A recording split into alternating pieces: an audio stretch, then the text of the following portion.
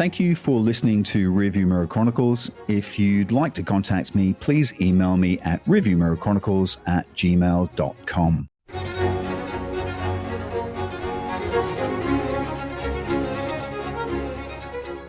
Hello, I'm Keith Hockton. I'm an author and a public historian. And today I'm going to be talking to you about Rudyard Kipling. Once a household name, now, well, still relatively well known for his poems, and particularly a poem titled If. A poem that over the years I've kind of fallen in and out of love with, and also found very inspiring at times. It was also voted the best British poem ever, I think in 1996, but also one of the worst because British school children were forced to carry it with them and memorize it. I know.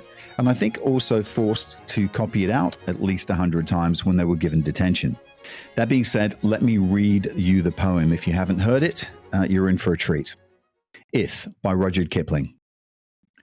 If you can keep your head when all about you are losing theirs and blaming it on you, if you can trust yourself when all men doubt you, but make allowance for their doubting too, if you can wait and not be tired by waiting, or being lied about and don't deal in lies, or being hated, don't give way to hating, and yet don't look too good nor talk too wise. If you can dream and not make dreams your master, if you can think and not make thoughts your aim, if you can meet with triumph and disaster, and treat those two impostors just the same. If you can bear to hear the truth you've spoken, twisted by knaves to make a trap for fools, or watch the things you gave your life to, broken, and stoop and build them up with worn-out tools. If you can make one heap of all your winnings, and risk it on one turn of a pitch and toss, and lose and start again at your beginnings, and never breathe a word about your loss. If you can force your heart and nerve and sinew to serve your turn long after they are gone, and so hold on when there is nothing in you, except the will which says to them, hold on. If you can talk with crowds and keep your virtue, or walk with kings, nor lose the common touch, if neither foes nor loving friends can hurt you, if all men count with you, but none count too much, if you can fill the unforgiving minute with 60 seconds worth of distance run, yours is the earth and everything that's in it, and, which is more, you'll be a man, my son. Rudyard Kipling is beloved by many for children's books, like The Jungle Book. I grew up with The Jungle Book and the Just So stories, which are so magical, and inspirational poems like If. But he was also called the Bard of the Empire and known for writing a very controversial poem called The White Man's Burden. He was actually awarded the Nobel Prize for Literature in 1907. He was the youngest person ever to win it, and they said that in consideration of the power of observation, originality of imagination, virility of ideas, and remarkable talent for narration which characterized the creations of this world-famous author. That's not bad. That's not bad at all. He was born in Bombay in 1865, where his father was then a teacher at the art college.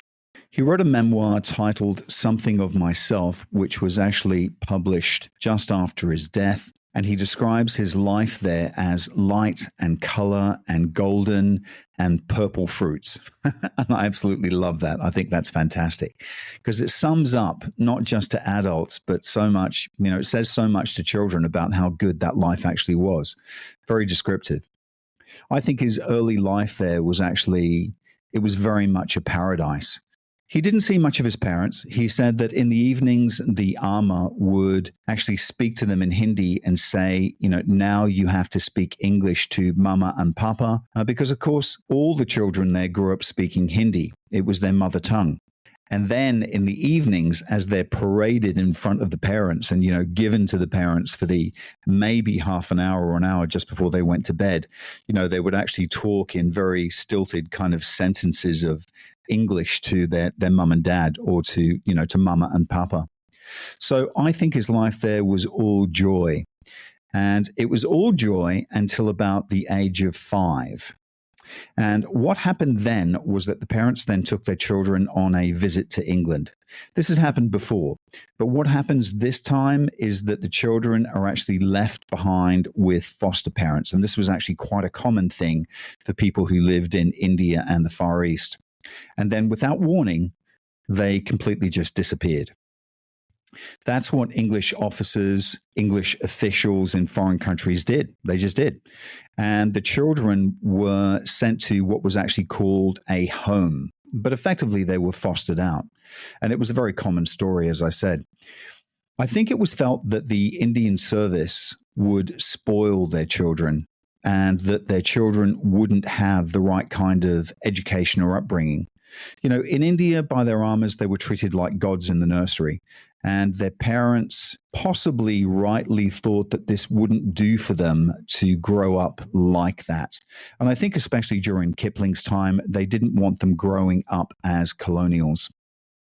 They had to speak with the right kind of accent too, because otherwise they just wouldn't get on in life. And it wouldn't do to learn English from Indians.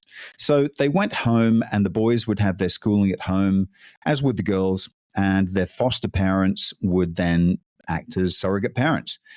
In Kipling and his sister's case, he had terrible foster parents. Kipling, in his memoir, called the house in Southsea where they lived the House of Desolation, and he wrote a heart-rendering story about it titled Baba Black Sheep. There was definitely bullying, there was definitely physical abuse, and he and his sister suffered very badly. He was there for 6 years, and in the end, he had a sort of a breakdown. He used to spend Christmases with his mother's sister, and one Christmas, the beloved aunt noticed that things were not good with him. He was acting particularly strangely. And at one stage, he was actually outside attacking a tree. And she went out to see what was going on. And his nickname at this stage was Buddy. And she said, "Buddy, what are you doing?" And he stopped and looked at her and said, "Oh, I thought it was Grandma." And Grandma was the name that was given to his foster mother. So she then wrote to her sister Alison in Bombay and said, "Look, there's something seriously wrong." And the mother kind of dropped everything to her credit and came home. And she found that both her children didn't know her. Not only that, they were terrified of her. And there's one story that Kipling relates where he said that she came to kiss him goodnight in bed, and he immediately threw up his hands to protect his face because what he was expecting was a beating.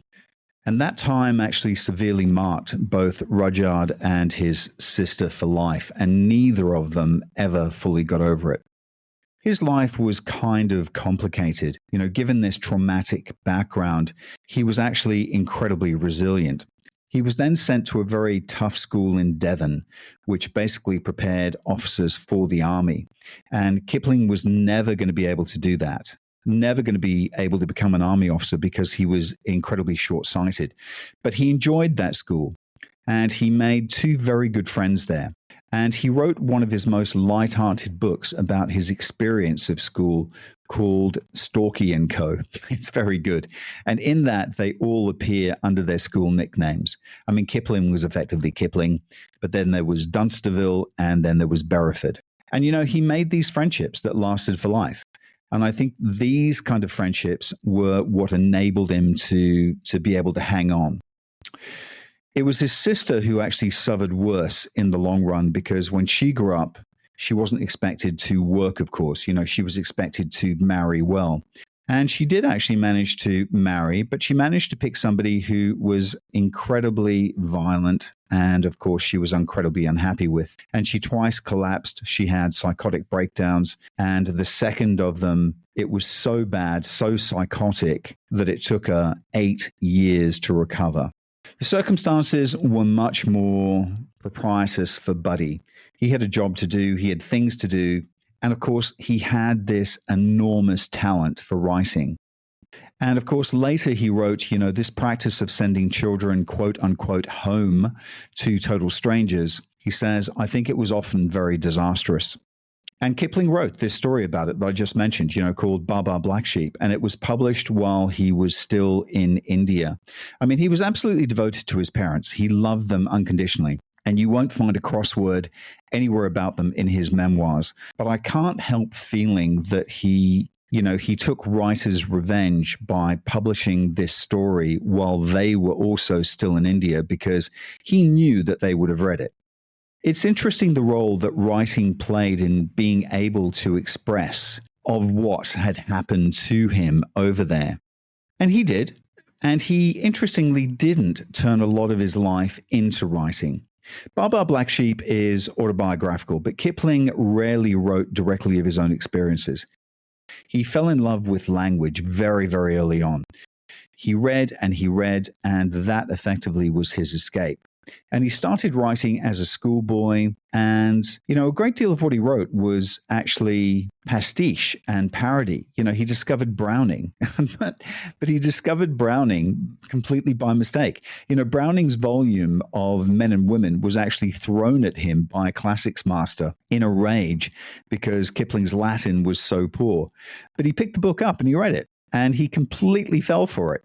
And it was this huge influence on him because Browning was the great master of the monologue, and Kipling actually learned that from him, and not only in his poems, but also in his stories.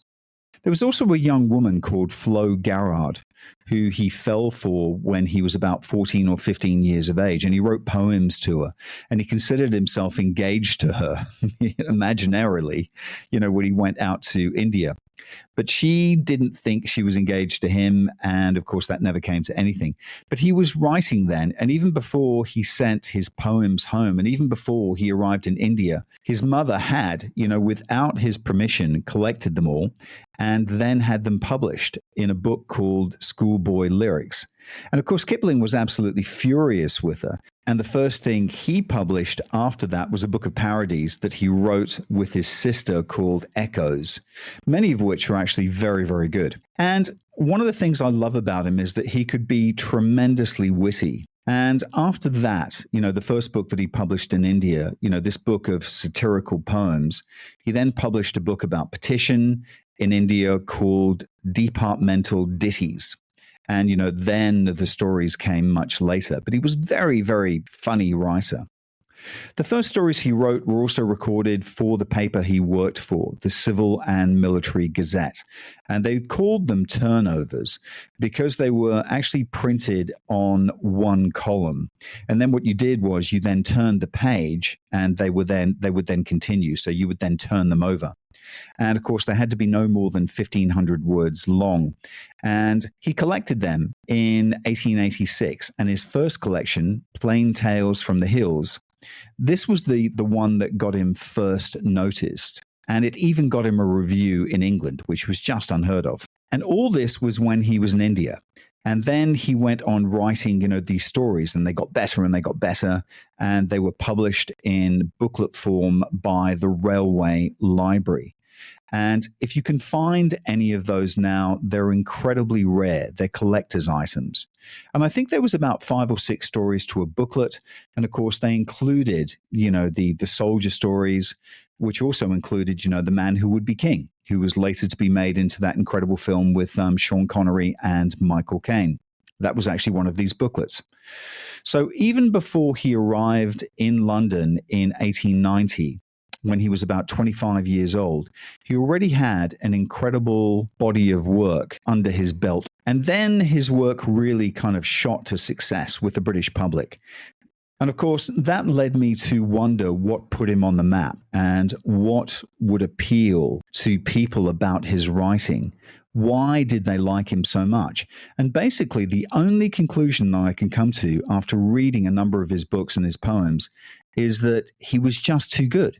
He was just an incredibly good writer.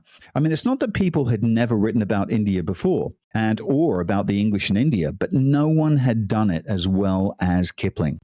It was the freshness of it, the vividness of his stories, and the variety of his subjects. I mean, he did write about English people in India and, what they were doing in, say, Simla and, places like that. And he wrote about, the intrigues and the courtships and things that were going on that no one had really heard about, kind of Kenya, Happy Valley stories. And of course, about the officers who were there and their devotion to duty. And he wrote incredibly well. And there are stories, mostly in dialogue, about the rank and file as well, the ordinary soldiers, the Tommies, as they were called. But he was also interested in the Indians themselves. And at least in one of these little booklets in black and white, there's 4 or 5 stories that were written entirely in the voice of somebody speaking in the vernacular. Kipling actually invented a kind of English as the equivalent for what he called the Indian vernacular. Hindu and Urdu are very closely related. And as he was based in Lahore, in what is now Pakistan, I think most of what he spoke was Urdu. He was fluent in Hindi and Urdu. And this was totally new for the English reader, and it was amazing, and it was exotic, and I think rightfully so, people were amazed. And it wasn't that long before he became a celebrity. And I think Henry James actually said of him, he was the man of the greatest genius and talent that I've ever met. He was popular immediately, and he stayed popular throughout his lifetime. I mean, he became unpopular with intellectuals after the Boer War for largely, I would say, political purposes. But he actually went on selling very well. And he sold masses and masses of books in the United States and indeed, worldwide. And he was one of the first globally successful authors. And he stayed that way all the way through. So how did he portray India in his writings? And I then actually wondered, how did he portray his writing with the actual reality of life there? And actually, it's far too difficult a question to answer because India is so vast and India is so complicated. It always has been. Kipling, without a doubt, knew more about North India, both the colonial English officials and the Indians, particularly the Indian peasants. He always sympathized with the peasants. He didn't like the educated elite for political reasons, but also they tended to be, especially in the north of India, Bengali Hindus. And the Bengali Hindus actually preferred Islam to Hinduism. So it got even more complicated. But he definitely knew more about India than any other creative English writer. And he aimed at realism. And in certain respects, he succeeded. Although I think his version of India is very selective. And it was, from the very beginning, colored by his colonialist and I guess imperialistic views. But on the positive, it's a lot less bleak than anything that his contemporaries were writing about. He was absolutely a strong supporter of empire, believing that it was only the English that could rule India. But keep in mind the times, and Cecil Rhodes, as an example, believed exactly the same about South Africa. He was also rather venomous about Indian nationalism. And yet, in Kim, in that novel, almost all the characters are Indian. All the interesting characters are Indians. And it's a loving and sympathetic, I think, portrait of British India. But of course, it leaves a lot out. And in particular, it leaves out the rise of Indian nationalism, largely because he just didn't believe in it. There's a character in the story who is a retired soldier in the British Army, and he recalls what the British call the Mutiny of 1857. Indians actually know it as the First National Uprising. It was the Great Rebellion against the English. And the old soldier remembers it, but he remembers it as a madness agent of the army and the officers, and that the Indians rose up against the English and they slaughtered them, and they slaughtered and raped the women, and they were later called into what Kipling calls the most strict account. Look, I know a lot about that period, and I think that's a very interesting way of putting it. But that's actually not the reality of what happened. So it's kind of an unrealistic portrayal of India. But then with Kipling, the lives of the ordinary people, the farmers and the shopkeepers, it's actually remembered with a lot of warmth, with sympathy, and with glamour. And I mean, a lot of Indians really like the novel Kim because of its sympathetic portrayal that it gives to ordinary Indians. Dhirad Chowdhury, a famous intellectual, he wrote an article called The Finest Novel About India in English. And Chowdhury actually preferred Kim to E.M. Forster's Passage to India. Indian intellectuals and academics might not feel the same way now, but Chowdhury definitely did. More recently, the great Salman Rushdie said of Kipling, he is a writer with a storm inside of him, and he creates a mirror storm of contradictory responses in the reader, particularly, I think, if the reader is Indian. It's an interesting comment. That leads us perhaps to discussing a little more about his views on empire and imperialism. And there was a piece in the New Yorker which said that Kipling had been viciously labeled a colonialist, a jingoist, a racist, an anti-Semite. He was also a misogynist, a right-wing imperialist, a warmonger. And scholars have actually argued about this, but it's way more complicated than he's actually given credit for. And to some degree, he was some of those things, but he wasn't all of those things. I don't agree to the entire list. He was an imperialist, there's no doubt about that, because it was all part of empire. Was he a racist? Well, with India and Indians, he actually admired them and he sympathized with them. Although, with the caveat, of course, that only the English could rule India. And on Indians and the Irish and the Jews, he was actually very ambivalent. He wrote sympathetically about them all continuously. With the Puck story and, the Treasure of the Law, which was published in 1906, from those characters, there's actually a Jew in that story called Cadfael, who is the hero of the story. Kipling becomes much more hostile to Jews after the Great War, the First World War, because he effectively loathed Germans and he identified Jews with Germans. And yes, I don't think I'd put up a great argument. I think he was racist because he also writes about Africans in that way.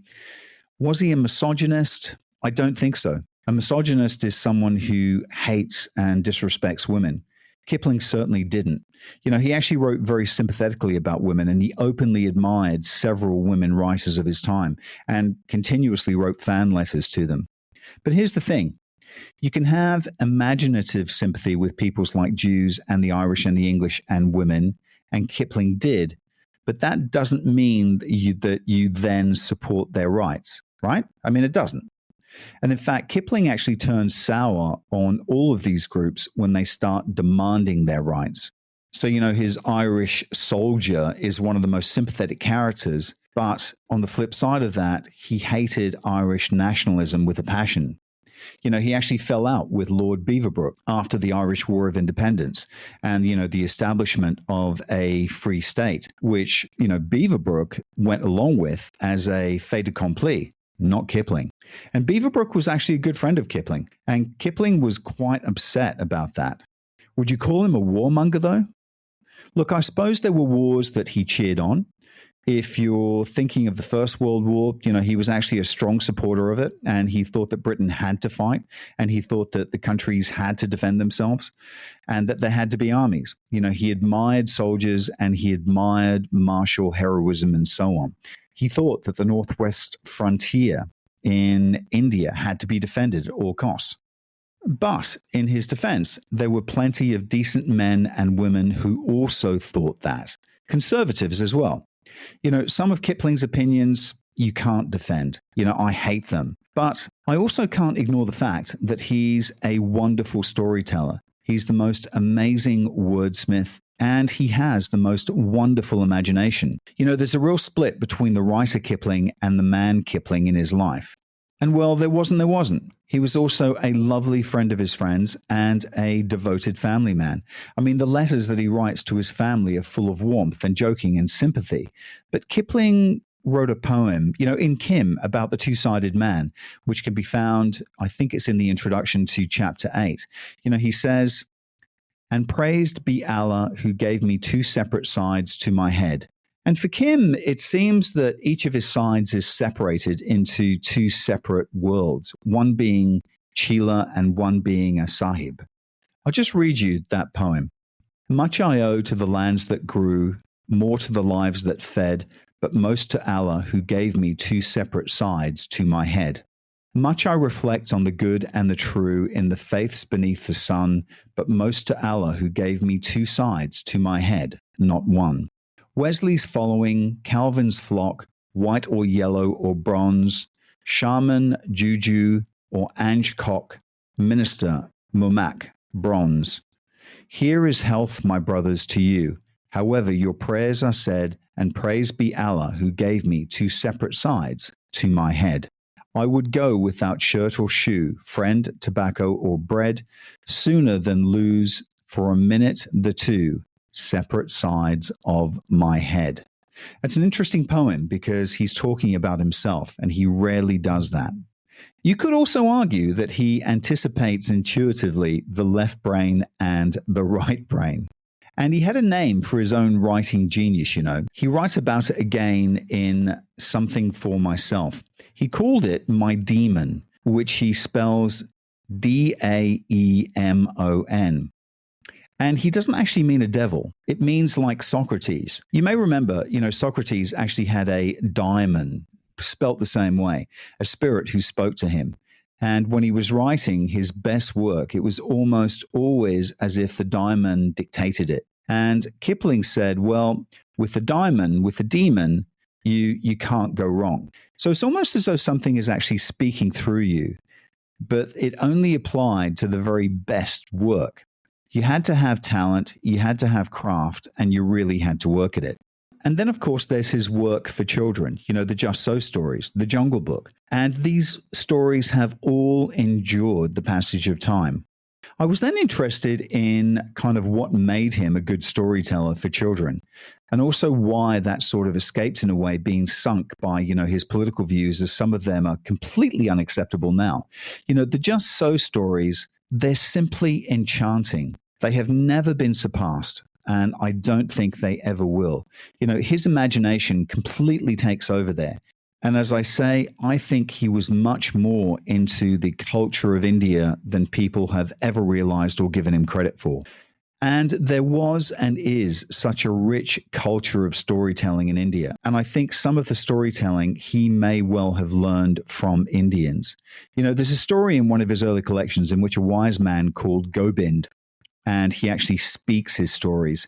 And in his stories, he was kind of completely off the leash. It's really very paradoxical that Kipling was known for upholding the empire, upholding the law. He believed very strongly in the law. He believed very strongly in discipline, but he was such an incredible Indian storyteller. There's quite a lot of poems about that. And yet he wrote these quite astounding children's books in which, Kim, incredible. Mowgli, a young boy raised by wolves in the Indian jungle, guided by his animal guardians, including, Baloo the bear and, Bagheera the Black Panther. Mowgli actually learns the laws of the jungle while facing these incredible challenges, which include, encounters with other creatures like Shere Khan, the menacing tiger and other dangers. His imagination just runs wild. It's so fantastic, and they're such exotic stories. It's wonderfully vivid and fresh, and he's just an enchanter. And, the Jungle Books are immensely popular in India now, which I found incredibly surprising. And when Disney actually made the second film of the Jungle Book series, it actually came out in 2016. Do you know that it actually broke every box office in Mumbai, even for Bollywood movies? And I think there's a lot of Indians that don't even know it's Kipling. And I don't think it would matter if they did, but the very fact that his stories broke box office records in 2016, I think is absolutely astounding. And I think it's the ultimate compliment that they actually broke box office records in India. He was very good at telling stories to children.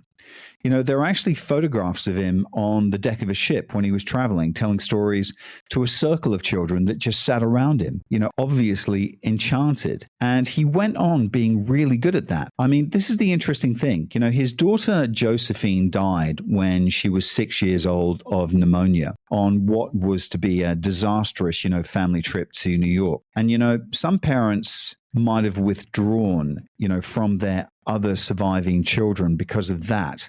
But Kipling didn't. And I think that's incredibly impressive.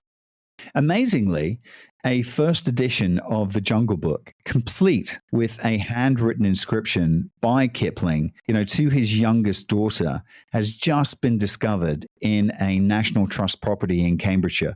And the inscription actually says, and keep in mind this is by Kipling's own hand, "This book belongs to Josephine Kipling, for whom it was written by her father. May 1894."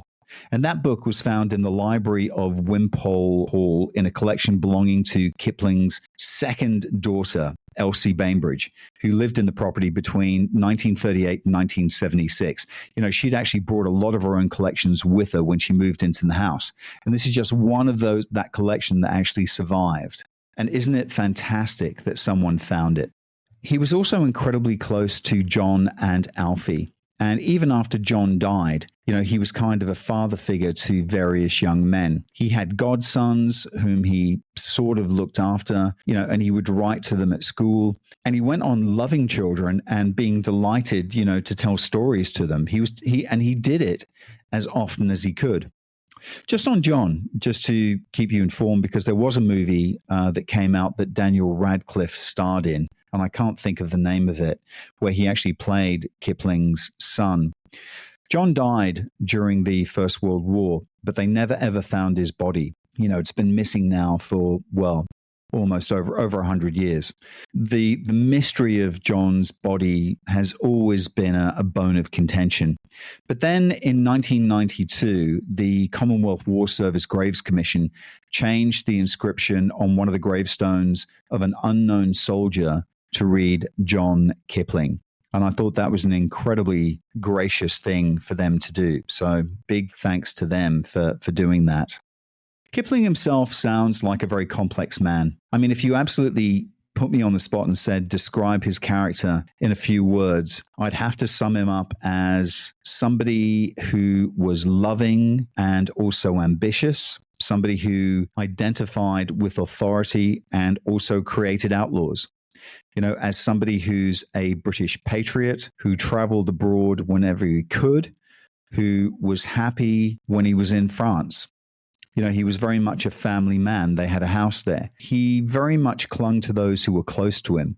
But part of him could also be very bitter and furiously angry. But thankfully, he channeled most of that anger and bitterness into politics. He certainly wasn't given to personal rows with people. And even when he broke with Beaverbrook, his good friend, I think it was a question of then just not answering letters and not visiting. He wasn't somebody who would out anyone in public, and he certainly didn't shout at people. There's never been, one recorded argument with him and another person, which I think is quite amazing, especially for a man who was so much in the public eye. And of course, I haven't actually mentioned his marriage. And I mentioned, family life is very important to him. His wife was Carrie. Carrie Kipling was the sister of Walcott Balestier, an American writer, editor, and publisher who died rather young. He actually became Kipling's best friend. And the two of them became very, very close and actually wrote a novel together about India and America. A pretty awful novel, if truth be told.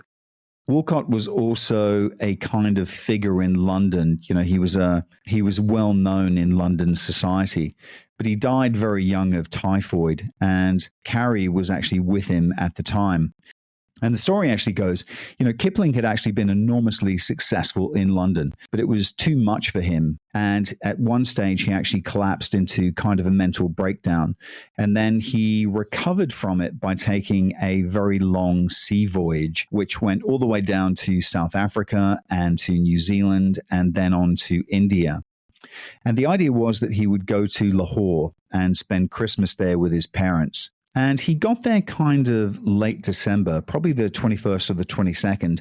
But the moment he steps ashore, there's a telegram there waiting for him from Carrie saying that Walcott is dying. Please come back to me. And he doesn't even get to see his parents. He literally turns around and heads straight back. So he never got to spend that Christmas with his parents. And interestingly, he never ever went back to India after that. And of course, he rushed back. Walcott had already died.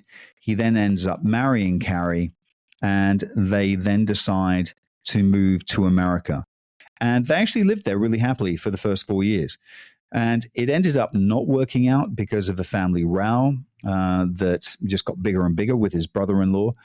But that period in America for both of them was where Kipling actually did some of his finest writing. And he either completed it there or he began it there. He wrote the Jungle Books there, and he wrote many inventions there. Captain Courageous, 2 collections, a very good collection of short stories. He didn't write Kim there, but he began writing it there, and he began thinking about it there. That period for him was incredibly fertile. So they came back to England and they settled, they bought this house, Bateman's in Sussex, which then became their permanent home. And Carrie ran it beautifully. By that time, they had 3 children. Josephine, the best beloved, was the oldest. She was born in New England, and so was Elsie, and then came John. And Kipling absolutely adored his children.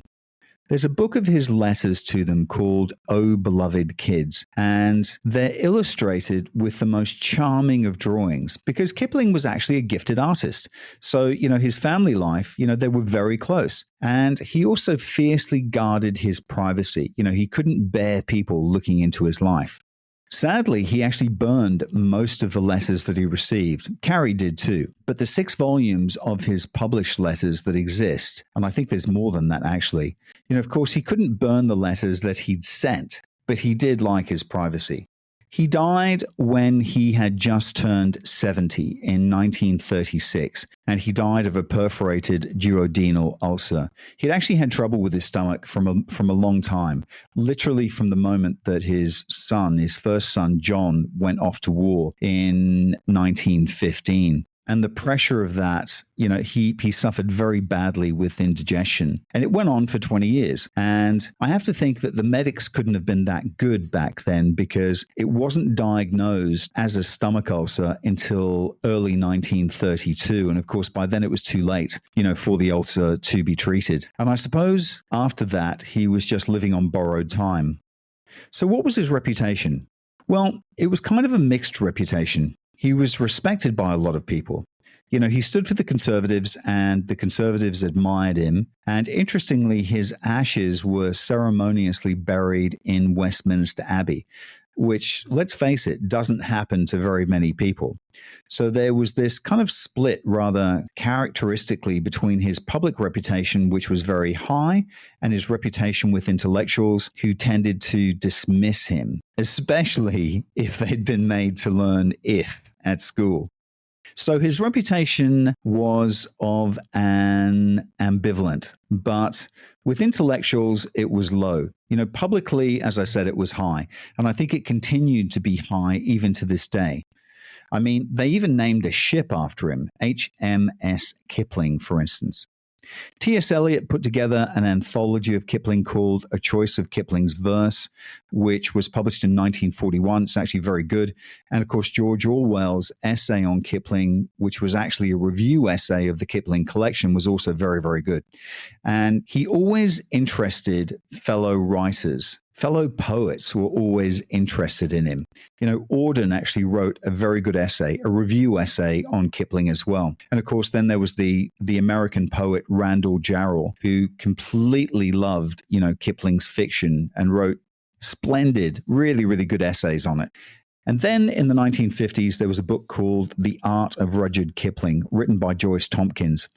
And that actually made a literary case for Kipling, thankfully, and his reputation grew among the critics during the 1950s. They tended to concentrate on his fiction, which is interesting because up until about 1940, 1950, when Kipling is mentioned, it's always about his poetry. After 1960, it's always about the fiction, possibly because that's when they started making movies about it. His reputation is still of an ambivalent, but there's a lot of literary interest in him. And I can tell you now that there's more PhD theses being written about Kipling than ever before, concentrating on the different aspects of Kipling. If you want to be acquainted with the best and the worst of Kipling, I think his best work is Kim and the Jungle Books, and of course, the Just So stories. And I have to say that the best collection of Kipling is the one in the Oxford University Press World Classics, which were edited by Daniel Carlin. He's collected the stories and he's collected the poems, and that's got the best of Kipling, the best of Kipling's fiction. Kipling's children's books are wonderful, and we didn't even talk about his short stories for adults, but you know what? They're amazing too. And some of them are so rich and so concentrated, other people would have made a novel out of them. They're that good. The worst of Kipling? Well, if you want to look at his worst, I'd probably say it's his propaganda poems, probably beginning with The White Man's Burden. But I also disliked the First World War poems. They're pretty awful too, most of them, if truth be told. There are also one or two rather reactionary fables that don't come off either, like A Walking Delegate, which I absolutely hated. But I particularly disliked Kipling's public poems. As I mentioned before, in 1996, the poem If was voted the UK's favourite poem in a poll, by the BBC. And it's always been an incredibly popular poem. And I think there are incredibly good reasons for that. If you actually look at the advice that is being given in If, be brave, but don't be foolhardy, carry on when all's going against you. It's kind of a wisdom poem, isn't it? And it's an inspirational poem that's carried on through the ages. The only thing I didn't like about it was the ending. And if you remember back to what I said, it says, I think, well, you'll be a man, my son. I didn't like that. And I've never liked that. Even when I was a child and I had to memorize that poem, I kept on thinking even then, what about the girls? And as I read it as an adult, I was like, well, what about the women? But I have to say, in its defense, it's meant an enormous amount to a great many people. I once read a piece in the New York Times, I think I was working in New York at the time, by a man who was black, and he'd had rotten luck in his life, and he was in jail, and he serendipitously came across a copy of If, and it completely turned life around for him. As he read it, he basically said, I can do this. And if I can do this, then other people can do this. And he spoke about that poem to his other inmates. It's also probably the most often parodied of Kipling's poems, and there are several parodies of it, even some feminist parodies of it, which I actually really love. And Kipling even writes about it in his memoir. He says, I wrote this poem, which is full of the kind of advice that is very easy to give and very hard to take.